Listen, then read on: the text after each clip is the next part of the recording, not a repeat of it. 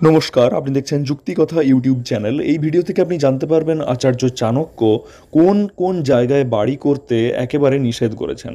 এই ভিডিওটি অত্যন্ত যুক্তিযুক্ত, তাই প্রয়োজনীয় মনে হলে আপনার পরিজনদের সঙ্গে শেয়ার করতেও ভুলবেন না।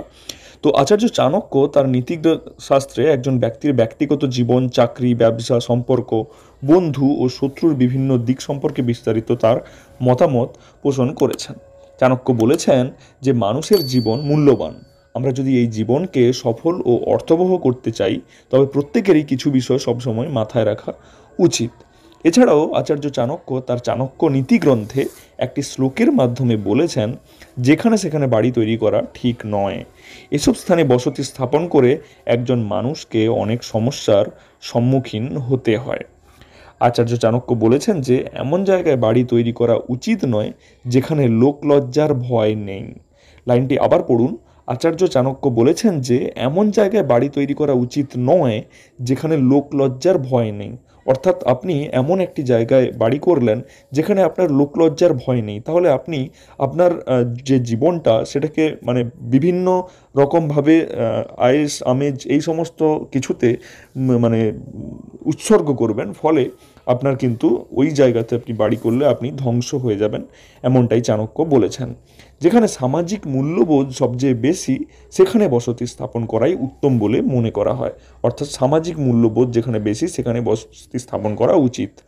যে দেশে সম্মান নেই, যেখানে জীবিকার কোনো উপায় নেই, যেখানে কোনো বন্ধু বা আত্মীয় নেই এবং কোনো ধরনের জ্ঞান ও গুণ অর্জনের কোনো সম্ভাবনাই নেই, এমন দেশ ছেড়ে যাওয়াই উত্তম। অর্থাৎ এমন জায়গা ছেড়ে যাওয়াই ভালো, সেখানে বাড়ি না করাই উত্তম।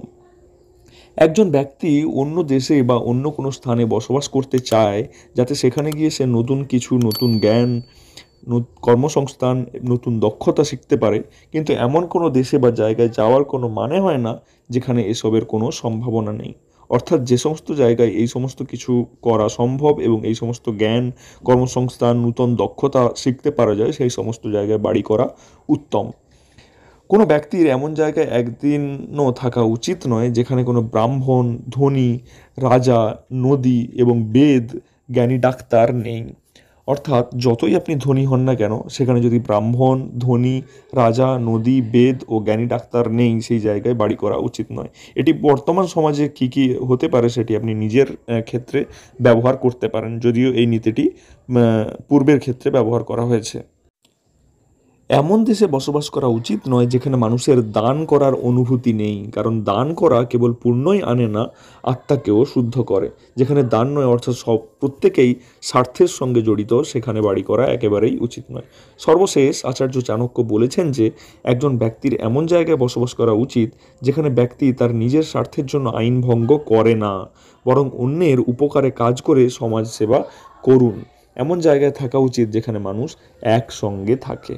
অর্থাৎ উপরিউক্ত এই সমস্ত কটি পয়েন্ট ফলো করেই বাড়ি করা উচিত। আপনি একটি নির্দিষ্ট জায়গায় দেখলেন এখানে ইনকামের সুযোগ বেশি, কিন্তু বাকি কোনো কিছুই সুযোগ সুবিধে নেই, তাহলে কিন্তু বাড়ি করা উচিত নয়।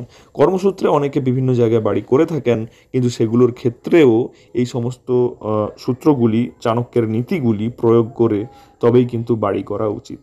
এগুলি একেবারেই যুক্তিসম্মত এবং শাস্ত্র মতে চাণক্য নিজের নীতি গ্রন্থে ঠিক করেছেন। ভিডিওটা প্রয়োজনীয় মনে হলে আপনার প্রিয়জনদের সঙ্গে শেয়ার করুন এবং আমাদের চ্যানেলে নতুন হয়ে থাকলে অবশ্যই সাবস্ক্রাইব করতে ভুলবেন না। দেখা হচ্ছে পরের ভিডিওতে। ধন্যবাদ।